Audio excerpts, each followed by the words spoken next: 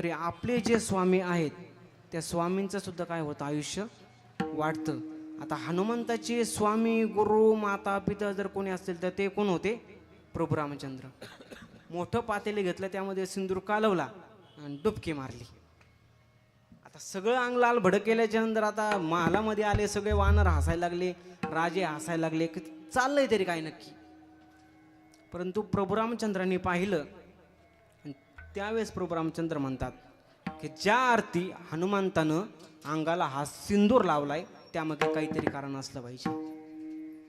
हनुमंताला बोलवण्यात आलं, हनुमंता अरे काय केलंस रे तू हे अंगाचं तुझ्या. त्यावेळेस हनुमंत प्रभू रामचंद्रांना सांगतात की ज्यावेळेस